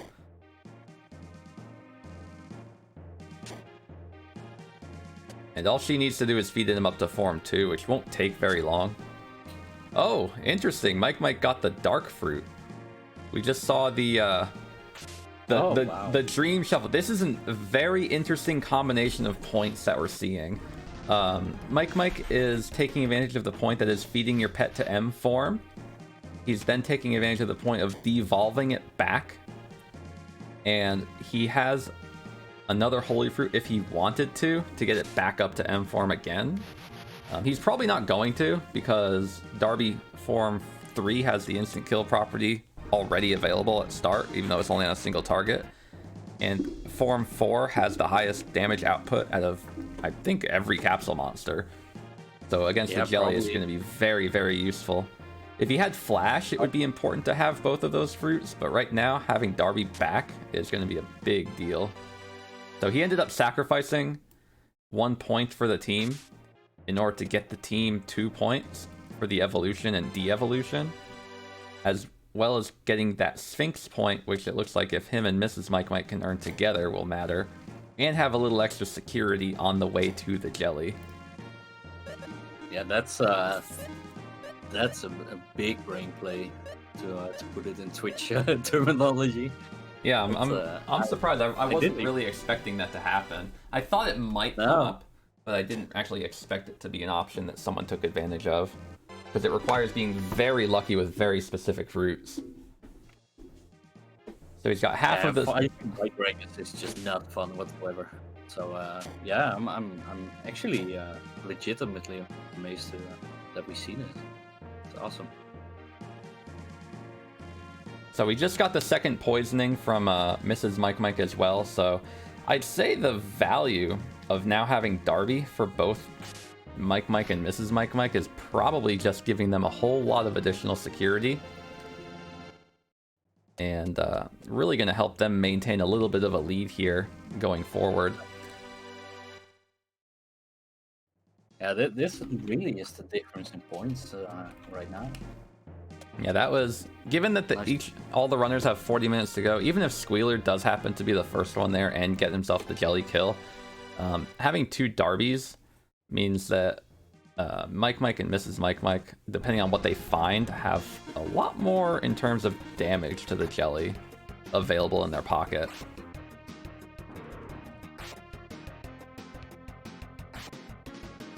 Oh, there's the freeze ball on the Sphinx for Squeealer. I saw the Sphinx shake. If DekarBRD can get there in time, then he'll be able to apply that point as well if he's able to get down there with a stun gun or a freeze ball. And given the time that's left, I suspect that if Dekar does get lucky with a few more pickups, he'll be able to make it there. He found Rally, which he really needed last time. Yeah. He found a couple of other things will help. Oh, those are gold Gorams on Mrs. Mike Mike's screen, and they are no bueno. And gold Gorams can end runs if you're unlucky with them. Yeah, and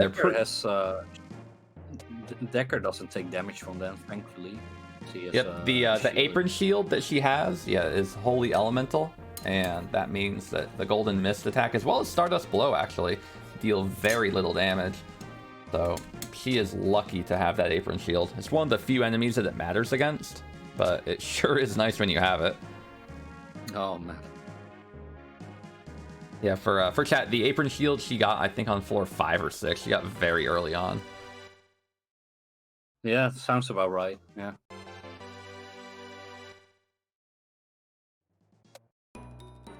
I love the apron shield. Honestly, I love every blue chest shield. Just like after 4-9, you can't find any shields anymore except from blue chest, and to be able to basically equip another defensive item is just massive. So we have DekarBRD Providencing out. It looks like he's going to be doing the party swap point. So he may have. I'm glad you remembered. He may have fully committed himself to not taking this party a little further on. Swapping to Tia, Guy, and Lexus now means that he's got. I'm sorry, Tia, Guy, and Salon means that he's got some interesting options going forward. His runaway chances have gone up because Guy is not as slow as Dekar, but Tia is not quite as fast as Artie, so supplementary agility options will definitely adjust how he handles running away. And he does have that free Sky Sword that he found earlier, which he can give to either Guy or Maxim. So it'll be interesting to see how he recovers. Since he's probably very likely not making it to a kill, having this party can give him some interesting outcomes in order to just kind of bum rush down.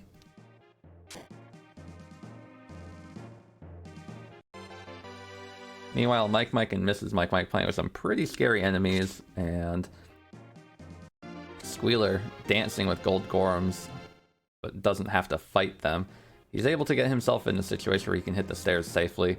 The challenge here is that he wants probably a little extra EXP, but he doesn't want to kill stuff. And he wants to possibly get himself an extra fruit now that black dragons and white dragons are kind of on the dock. And if he can do what Mike and Mrs. Mike did, then, well, that may be an additional couple of points that he can get for the whole team, as opposed to bringing along just Darby. And now there's a boat. Someone just parked their boat in front of a door. That's awful rude. I still don't know why there's a boat in the cave, but it is my favorite one in the cave. It really is. It's so silly. If you were around for last Jelly Jam, you'll remember my favorite point incentive, which was get back attacked by a ghost ship.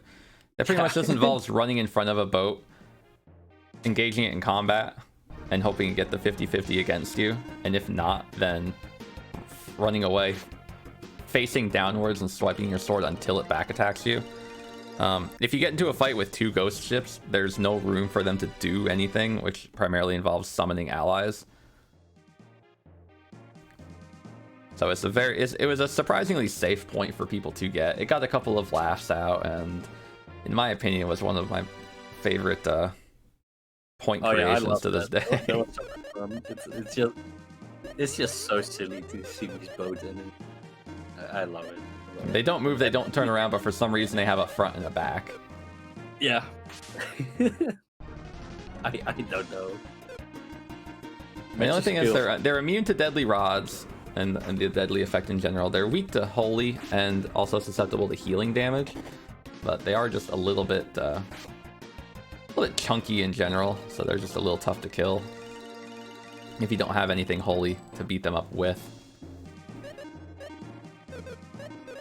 You usually have like a Gladius or Silver Rapier or something. That deals decent enough damage. Even if you don't have Sap or Valor, that is still an option. Oh, thank you, Tyler. Yes, they are weak to fire as well. Hi. Well, makes sense. Oh, there's a Coldstream on Mrs. Mike Green. You can see how much Coldstream did. It almost shredded Maxim and Artie. It did about 2/3 of their HP. So you can see why it's a big deal not to get hit by that. Mrs. Mike in a very precarious position, having front attacked that white dragon, but she was able to queue up a runaway and get out of there alive. Coldstream will, I don't believe, deal more damage based on who's alive and who's not, but Ice Valk will, as you may have seen during the fight involving DekarBRD taking a hit from Ice Valk and Dekar taking a little over 320 damage. It can be unfortunate when you're stuck in a situation where that's the only option you have, is forcing yourself to take a hit from a spell like that. Oh, Mike doesn't look good either with that Archfiend there. Archfiend Leech being one of the scariest enemy combinations you can be stuck against. But coming out of it surprisingly well. Yeah. Losing only Guy. He does have a bunch of miracles left still. I would definitely revive Guy.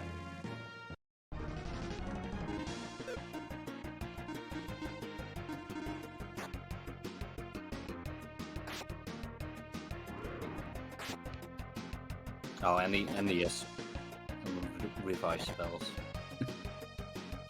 Couple new points just marked for DekarBRD. Using Providence to update his party and finding that muscle ring and equipping it just gave him a couple of points that his team didn't have, giving him some good value towards hanging out and providencing in these low floors.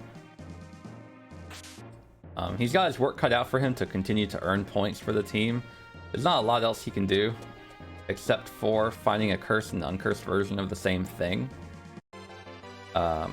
Getting the fruit drop from a battle in the 21 through 30 range, and finding some iris things. So he's going to be counting on Squeealer to definitely pick up the slack and earn some of the points in these later floors to keep the team going.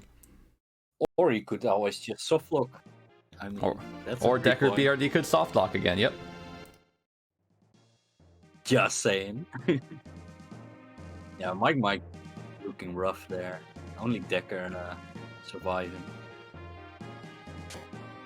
It's not too taxing on his revival or his revives. Yeah, he has Rally, he has Valor, and he has several miracles and regains in hand. So he needs to kill them. Yeah, that's so he's waiting for a good well, good deadly hit, I guess.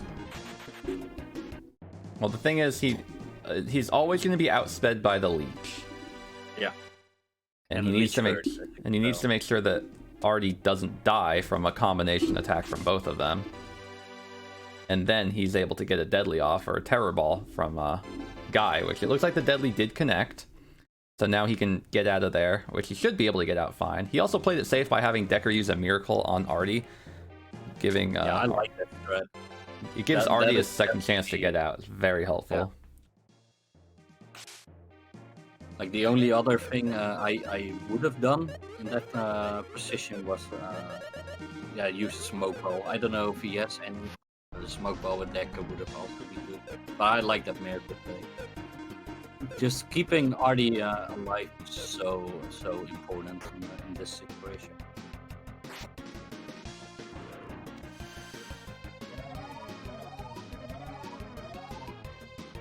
Or Sufella killed that leech.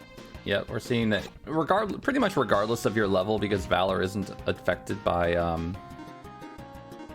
level or by int stat, if I recall. I think it always does just a flat 450 to enemies or something around there. Yeah, definitely to leeches. I don't know about other enemies. No, I think boats take more. I don't remember, but yeah. And leeches themselves have about like 580 HP or something around there. Yeah. Oh, that's the Orky fight. Yep. Win a battle that has at least one Orky means that if the battle has one Orky, that is at least one Orky. She can't affect the Orky with any status ailments. And while it is weak to Thunder, beating one down is not something you want to take advantage of, because it really isn't a fun way to kill an Orky. I believe she does have a deadly on Artie, but I think she's looking for just some security in case she misses. Now, Artie is faster, and she can outspeed and go for it twice, assuming it does have... But I can't remember if it's her Artie that has the deadly sword, or if it's her... Or the deadly on, or if it's Maxim that has the deadly on. I don't remember. Anyway... yeah, trying to kill Orkies without deadlies isn't fun either, because it has 2800 health, if I'm not mistaken. It's something ridiculous like that. So Drowsy missing. But Maxim does turn out to be faster, and the deadly connects. They do have relatively the same amount of speed. All those extra levels that she managed to earn definitely made a difference. Yeah, it was a preemptive, so I'm glad you went for the preemptive.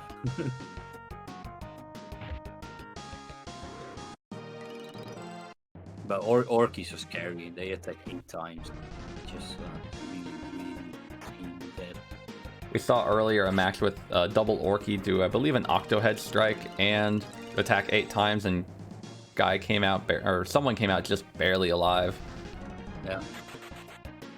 Yeah, one enemy using the Octohead and one, or both using the Octohead. That is really the, yeah, what you hope, because 16 attacks isn't fun. There's an highlight or a clip or whatever it was of me somewhere where I get double back attack by basically 2 sprites of Orkies. Yeah, the back attack from only 2 Orkies that already annihilated me. So it's a funny little clip. I know Mike knows that clip. He goes back to it regularly. He's like, hey, I remember seeing it live. You know, I don't know if anyone has the link to it. It really showcases how extremely dangerous the Orkies are. So to make them a point incentive only makes sense, right? That's right. With good movement and a little bit of luck, you should be good against Orkies, though. Yeah, a little bit of luck, that's where it's lacking usually.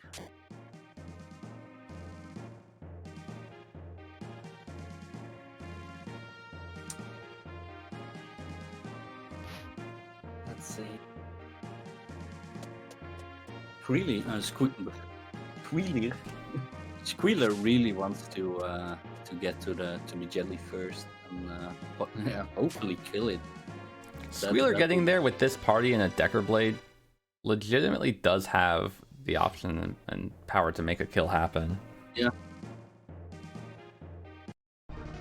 He definitely wants to make it happen to stay in this race.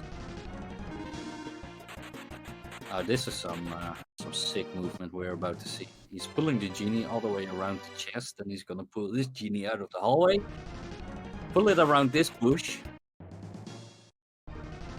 break the line of sight, and then go into the hallway. That was is perfect. Very well done. Textbook movement by Squeealer. Yeah.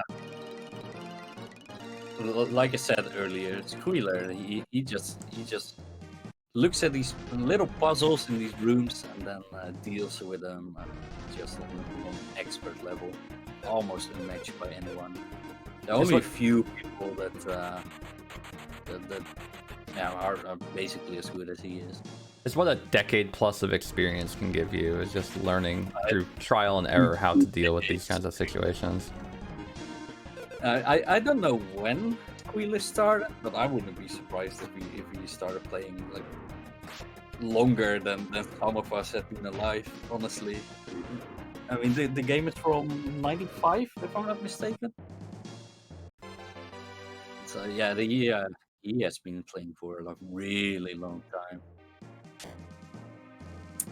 Mike doing something pretty brazen here and dealing with an Orky without the security.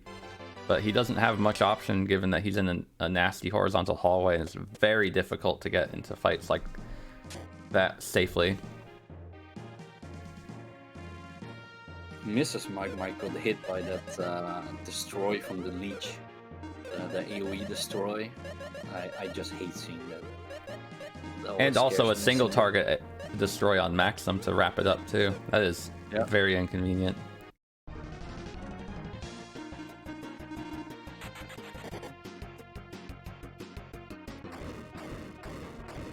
Okay, she got it. Nice.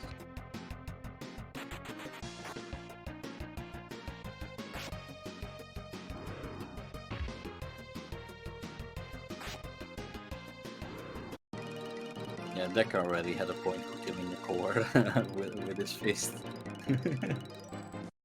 I was like, oh, he got that point. But yeah, I'm fairly certain he already had it.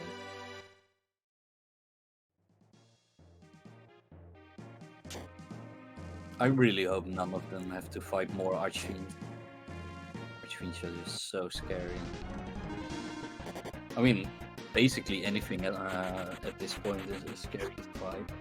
Yeah, that's the thing about this cave is that once you get to this, I'd say the 60s, there's more enemies that can shred you than not.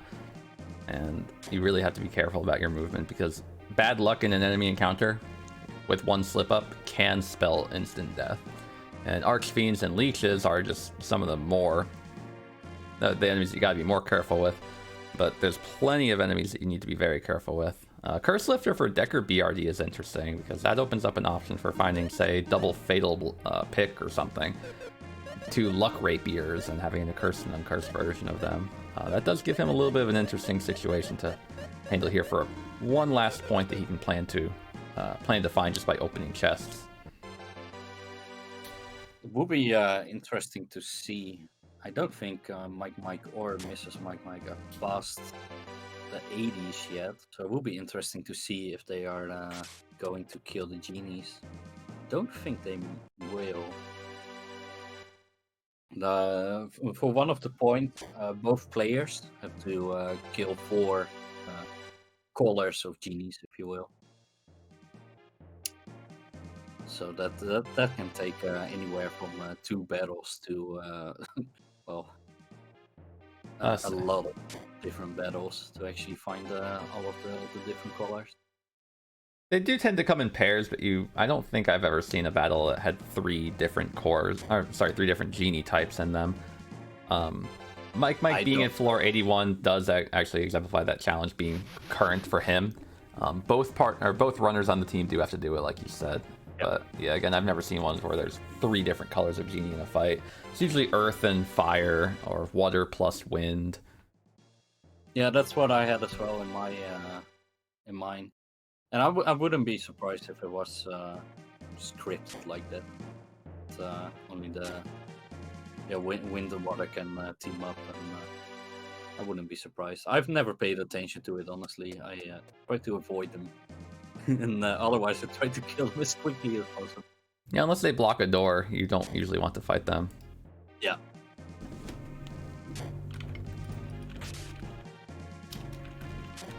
Squeealer walking past a Gorgon. He thinks the better of it, and he turns around. Do not blame him. It's they drop a Gorgon rook, a real Gorgon rook. It's also a Gorgon rook, but the Gorgon rook is a good option for the jelly, because its ability will deal 1/8 of current health and damage. With the jelly having nearly 10,000 health, it is still a decent chunk of damage. You would never use it on any other monster, really, but for the jelly fight, it's nice.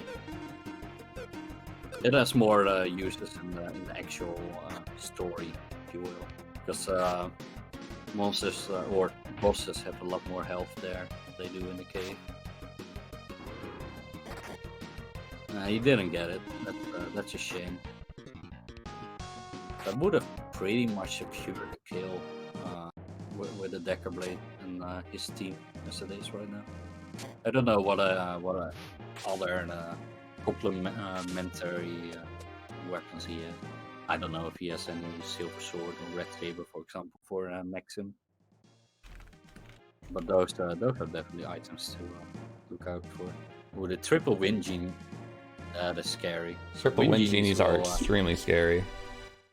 Yeah, they will almost always outspeed you. I don't know exactly what agility is, but they if they attack, they hurt.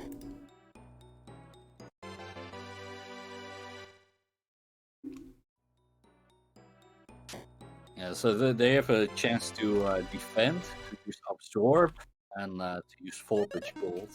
If you, but they are susceptible to putting them to sleep with coma, for example, or throwing a freeze ball at them, or any of that stuff. So usually, and with a good movement, usually you can get a back attack. So you get a. This was looking like good movement for Mike. He exited the battle then by entering and leaving that door, if you will. He turned the genie around and he gets into back. So that was good.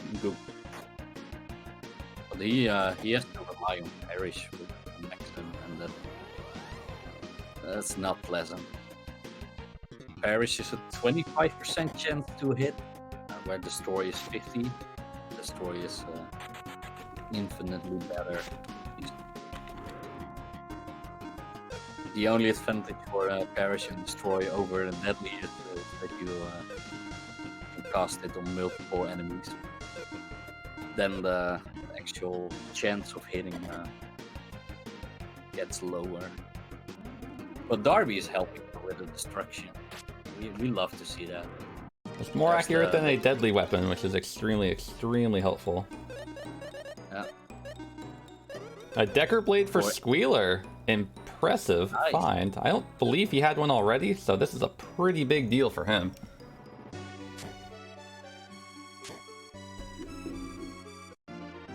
For 87 for Mike, so he's nearly past the Archfiends. It's always a relief to see floor 88. Yeah, floor 88 is when only only dragons and dark summoners appear and nothing else. And they can be any of the dragons, the copper, the silver, and the gold ones. Where the gold ones start spawning from 87, and the silver and the copper ones from 1. So yeah, you really don't want to encounter the gold ones, as we witnessed for my run. But yeah, the dragons are a lot more manageable than Archfiends, so usually you're a good player. Which all of them are. And all the runners here are fantastic. Dekar is making a smart and very effective recovery, and the other 3 runners being as deep as they are in right now are very, very good things to see. Squeealer's been doing this forever, so I don't want to say I expected it from him, but I had confidence that he would be able to make it fairly far. Mike's quite the talented runner as well. He came out of nowhere and just started swooping categories or any percent with his great experience. And Mrs. Mike hasn't run too frequently, but she has done a pretty darn good job learning fairly quickly as well. Yeah, I mean, in like basically a year or 2 years, they've gotten much further than I did within the time, and even now, honestly, like I would confidently admit that all 4 of these runners are at mine or way past my level, honestly, in honestly less time. Can you say that since you won last year? I guess I got lucky and mid-played for my No, you know, sometimes, not to pat myself on the back or something, but sometimes I'm really good, but most of the time I'm just terrible at this game. I don't know what it is. The Squeealer swapping over to Zeppy means that pulls away their pet point for using only Gels, Flash, or Gusto. Does he have a flame fruit or something? He may just be trying to secure the jelly kill instead, which would be worth more points in the long run, assuming he can get it. So it is a little bit of a gamble, but I think it's going to be worth the sacrifice. If he secures the kill, he'll get the first kill point, which is a point. He'll get the jelly kill point, which is a point, and he'll secure the possibly the doing it without all party members acting, which is another point. So I'm sure he's interested in just trying to hoof it and make sure he can get the kill and quickly. All he needs to do is get Zeppy up to form 3, which is his Great King Triton.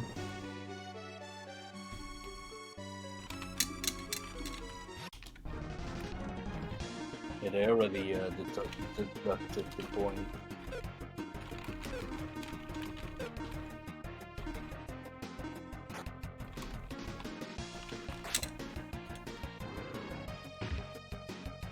Yeah, he really wants to secure that the jelly right now, which I don't blame him. I mean, there are only less than 13 minutes left. He really wants to get there.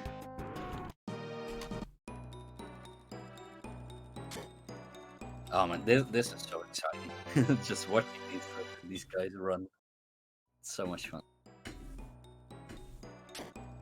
Oh, he does have a flame fruit actually. Oh, so he does want that M form. Well, M form Zeppy, he's a mixed bag. He's alright for attack power, but he has an ability called Magic Freeze, which does nothing. It silences enemies, and therefore it doesn't do anything against the jelly. So, if we do have the swap here to Zeppy for the feeding, we may just get a swap back. Or he may decide to keep Zeppy and just try to go for the kill with the point anyway, because even if he does do something, he may deal more damage that way just because. The dragon finally moved off the stairs. The dragon was sort of blocked in by that by the 2 walls and the chest, so the dragon could only move out of the way one way. Dragons move randomly every 3rd turn. So yep, every 3rd action. Now, one thing to bear in mind, and that's something that you may not have noticed through watching our runners go, is that when you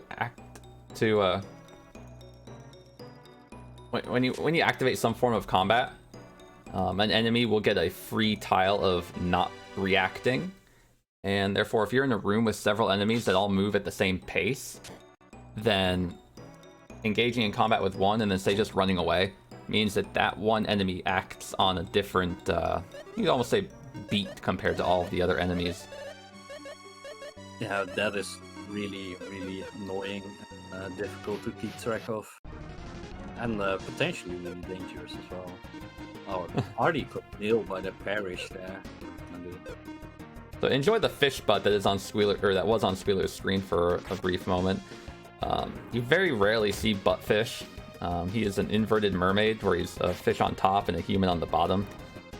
It's just a cute, adorable little form of capsule monster. It's everyone's favorite. Everyone's favorite buttfish. Evidently.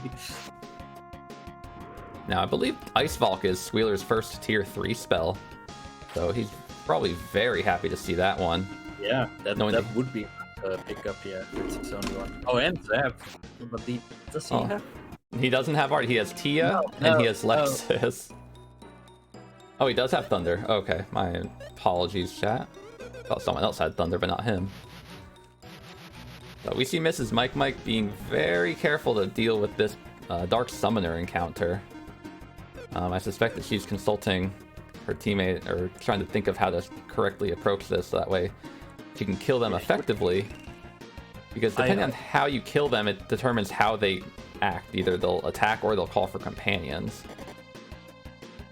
Well, for one, I wouldn't fight 4 of them, ever. But the proper strategy here would be to split them up. So you kill the first and the third one, but they can't spawn a leech. At least that's what I would say that the proper strategy is. Unless you can just straight up kill right now, then that would be a better strategy. She did get the preemptive, otherwise they would have attacked already. So she played it extremely safe by using Thunder, Zap, and Sky Splitter there, and that just outright shredded them, giving her the Dark Summoner point, which is extremely valuable. Yeah. Yeah, especially now. Now they have a lead of 5 points, which is really difficult to get back from right now. Technically, it's still possible. Really gets all the jelly points, basically. And then, as long as he's able to get the kill, which time is getting close, and he's still got a handful of floors to go. Yeah, I don't know where he is at right now.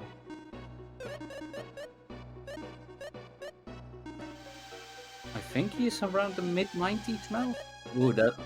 Okay, good movements from Squeealer, realizing that the summoner teleported into the door. And he didn't take another step downwards. Oh, that's 95. Yeah. Mike is farming his IP on Artie with the Copper Dragon. Let's hope for Mike that the dragon won't troll him like they like to do.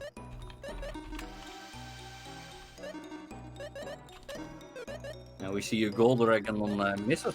Mike's half. Yeah. Ooh, and a deadly missing from Artie.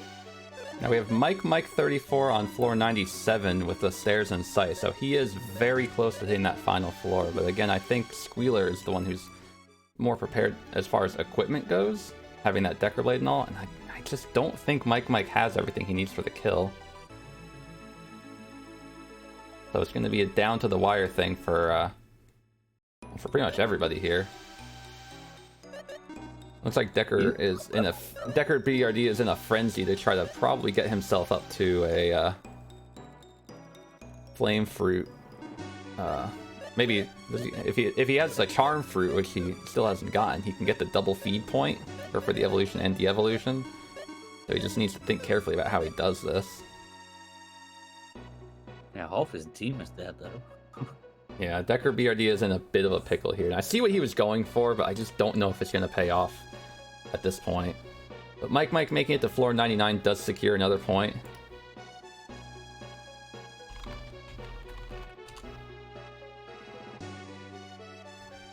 So everyone, whip out those calculators if you haven't already, because we've got ourselves a heck of a fight coming on.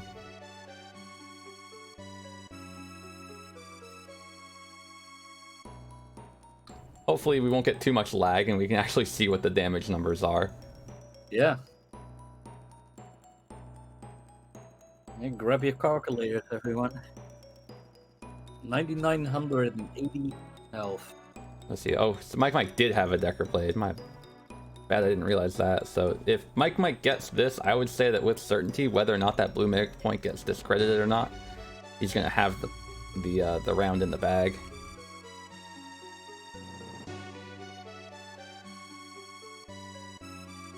$2,400 point Battle Fury. Yeah, From, and the thunder before that, but I don't know which that was. Couldn't say. And then the Fatal Blow to wrap things up, 3,800. So he's already done just through the Battle Fury and the Fatal Blow, about 6,200, plus what looked to me like about an extra 700 points or so. Yeah. I think it's slightly under 7,000 together. Well, looks like chat's figured it out. A little over 7,000. Okay. Yeah, I missed what the first thunder said. The Mythblade roll was really bad, but the Fatal Blow was pretty good. So hopefully they'll be able to deal enough damage to secure a kill here and turn this into an end. It's going to be awful tight though, depending on how well Guy does. Now, interestingly enough, yeah, he didn't swap Darby up to 4 and 4, and that could be his undoing. Yeah. He's got another big round of combat with Decker, though. I'm sorry, with Guy. So it looks like this may be the round. It'll be a pretty tight kill. Yeah, Squeealer is not having any luck with the dragon there. That dragon just doesn't want to cooperate whatsoever.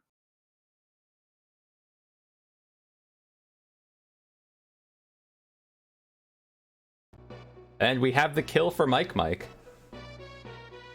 Guy's second Scissor Slash did it. Yeah, nice.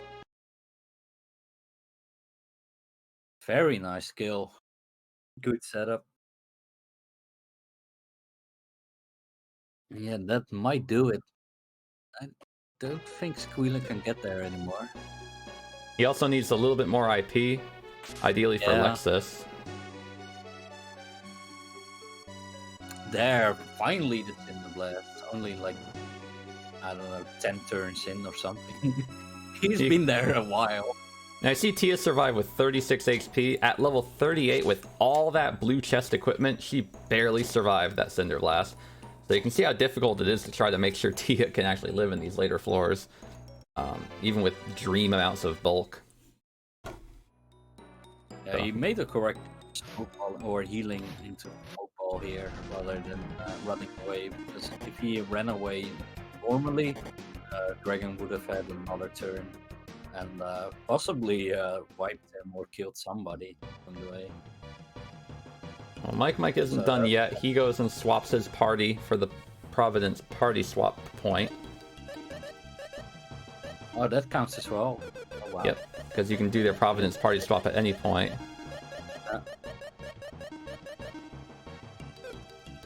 Bees. DekarBRD is not happy about bees, it looks like. Oh. Yep, as RC said, players can, if they reach the floor before 2 hours hits, they can take as long as they need to fight the jelly. But they can't do anything after they defeat the jelly. So they can just take all the time they need to prep up. Mrs. Mike is there within time. Nice. Interesting. She had like 10 seconds left. Yeah, her timer's going to be cutting it pretty tight. So at this point, I'd say she's really going to be on the fence here with a kill. Oh, there's one more. I'm sorry. I'm watching on a small screen. I thought it said 59, but it was 58. My bad. Yep, it's 1:59 and 10 seconds left on the timer right now. Mike's showing off the engage ring on his waifu to his wife. And it's going to be a race for Squeealer to try to make it to the final floor as well. This is going to be a serious panic.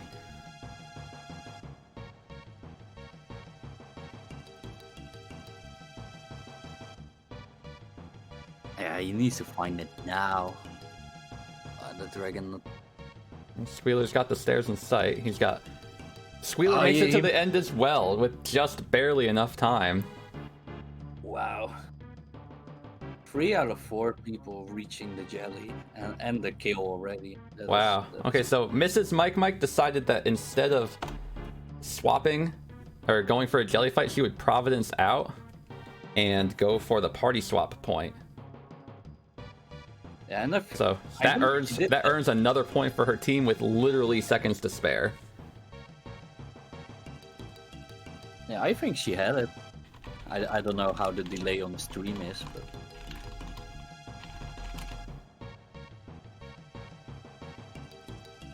Alright, so whip out them calculators, folks, and get ready to see if Squeeler can pull this off. If he does, it unfortunately won't give his team the win, given how far behind they are, but it will be a great success to see not only a jelly kill on top of Mike's, but a jelly kill without Guy, without Artie. Just a heck of a nice variety of stuff. It looks good though. Water Spear, Cancer Rogue, Deadly Rod, DekarBRD, and a Red Saber. That does look really solid. And enough for 2 Cancer IPs as well. Yeah, I think Squeealer should have it. Oh, and the mini shield, sure, dude.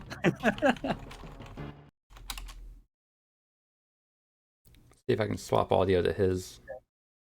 Exactly, and the mini shield. I don't know if I'll be able to, so let me just play some music.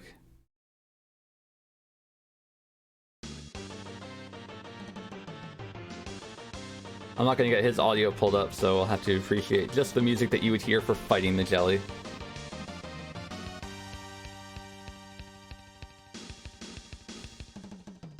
Oh, he doesn't have trick. Ooh.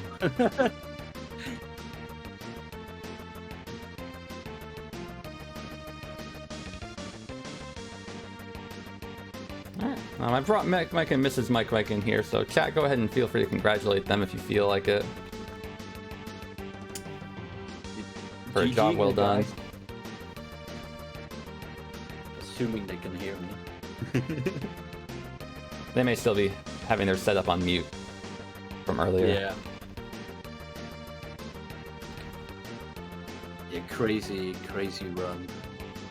So much fun to watch this from, you know, being a neutral viewer. What a great run. You know, the points might indicate that it wasn't too close, but it really was, honestly. Oh, it was a very close run. Yeah. Yeah, that fatal blow was unfortunately not very good for Squeealer. So it's going to be a heckin' interesting thing to see if he can pull this kill out of his butt. It's the battle left. I tried to get the IP, I'm so sorry. They're giving us congrats in chat. Thank you guys. And good luck, Squeealer. Right now we're rooting to see if Squeealer can pull off the kill without Guy and without Artie. Ooh, go Squeealer. Yeah, look at this party composition. I mean, the fact that he's fighting the jelly with a chance to win in a tournament with this group is awesome. I like to be a better sport, but it's like, if you drag Lexus along with you, you kind of deserve whatever happens to you. He was only 150 points away from a kill. Oh, that was so close, Squee. Yeah, that was a fatal blow. Yeah, the fatal blow was a 3% fatal blow. That made all the difference. 3%. Oh my gosh. It's almost bottom wall. Yeah, that is disgusting. I brought DekarBRD and Squeealer into this chat as well. So congratulations to everybody. You all did fantastic. 3 people making it to the jelly, 2 jelly fights, and 1 kill made today a heck of a conclusion. Yeah, congrats. Yeah, that was a great race. Good job, guys. Hey, Awesome. actually, I found out something super interesting during the race that we didn't know about before. Leeches suck. Oh, really? Yeah, I had an idea. But, yeah, they really suck. Yeah. we were chatting about something like some random point objective, and I wasn't paying attention. I think they were behind the banner and just dead. Yeah, really proud of Miss Mike. She's been practicing a bunch, and we've been practicing for months. And she finally just got to the jelly for the first time last night, and now boom, in the tournament, there she goes. And she had a kill, by the way, but she didn't have the IP, so that's why she swapped out instead of fighting. Yeah, good decision. I mean, it secured more points than being so close to the time limit. That was definitely. Yeah, I wasn't sure how far. I wasn't sure how far ahead we were, and I knew Squeealer was coming up with a potential kill, so we tried to score everything we could.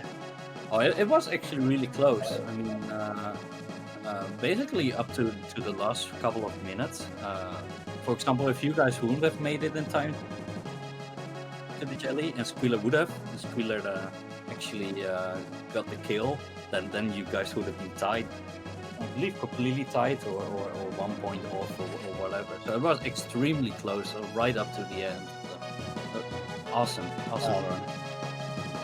Well, huge shout outs to those guys. They both brought Lexus, and Squee even brought Tia, and they just about won, and we had a good run. So great job, you guys. Thank you. Good game. Thank you. And with that, we're going to close out today's exciting day 2 of the 4-day Jelly Jam event with Mike and Mrs. Mike taking the win. MVP for me in that run was Parrish. I got in a fight with 2 Orkies, and my Deadly missed, but Parrish hit. And that allowed just 1 Orky in the fight, and I was able to run away twice. Crazy. Yeah, I'd be saying it. Like, I prefer Destroy and Parrish over Deadlies. Not in my run though. My RD actually hit his Deadly. I heard my teammates shouting that his RD was blind and terrible. Whatever else insult you think of. As he should be. RD should be terrible. Yeah, it is a great feeling to actually see Parrish or destroy it. Well, Artie's definitely a good boy. You guys are all good boys. You gave a good challenge today. Just in case it doesn't. To wrap things up for the event today, we'll go ahead and congratulate Mike and Mrs. Mike again for winning, as well as Travic Talks and Colliaris from the earlier performance today. We'll be calling an end to this event, but definitely stay tuned for next Saturday, same time, same place, in which we'll have the semifinals, rounds 1 and 2 going off, to help us determine who the finalists would be, and then after that, who the true MVP of this Jelly Jam is. So thank you everybody for coming to watch us today at RPG Limit Break. Definitely give a shout out to the Ancient Cave Discord and the Run